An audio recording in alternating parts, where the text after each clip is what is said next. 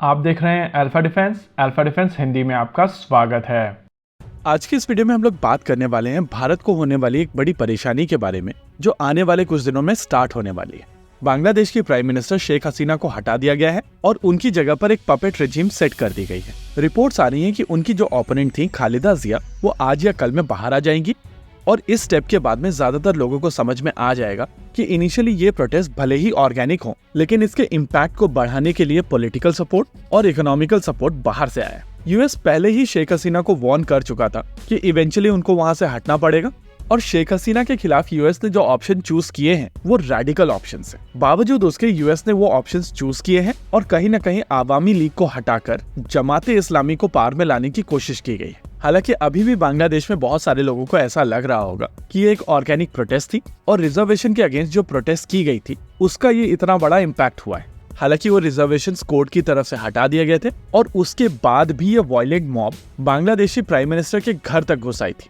ये बात सच है कि इस प्रोटेस्ट में बहुत सारे ऐसे लोग होंगे जो जेन्युइन तरीके से प्रोटेस्ट कर रहे होंगे और उनको अभी ऐसा फील हो रहा होगा कि उन्होंने ये जंग जीत ली है। लेकिन इन रियलिटी इस समय बांग्लादेश में पार बीएनपी यानी कि बांग्लादेश नेशनलिस्ट पार्टी और जमाते इस्लामी के पास पहुंच चुकी है। इन लोगों के पास में पार होने का मतलब है कि बांग्लादेश में रेडिकलाइजेशन और ज्यादा बढ़ेगा और जो बांग्लादेश कुछ समय पहले तक पाकिस्तान से एक बेहतर इकोनॉमी था वहां की इकोनॉमिक कंडीशन डिटोरिएट होगी और over the period of time in लोगों को ये चीज समझ में आएगा कि वो लोग कितनी बड़ी गलती कर चुके हैं।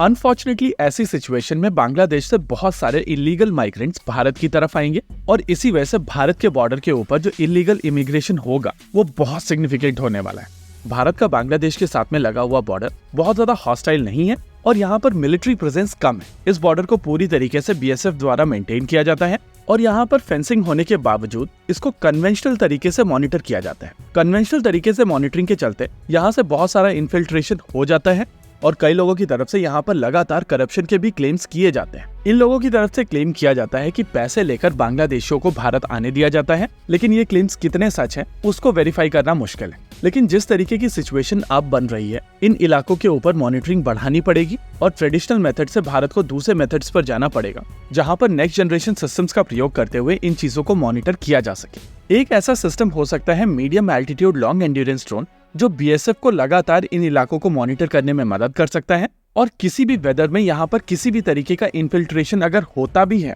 तो उसको दूर से बैठकर मॉनिटर किया जा सकता है और जरूरत पड़ने पर इन इन्फिल्ट्रेटर्स को एंगेज भी किया जा सकता है। देखिए, भारत और बांग्लादेश का बॉर्डर भारत और पाकिस्तान और भारत और तिब्बत के बॉर्डर से काफी डिफरेंट है। यहाँ पर ना ही बहुत बड़ी बड़ी पहाड़ियां हैं और ना ही यहाँ पर बहुत गहरी केव्स हैं।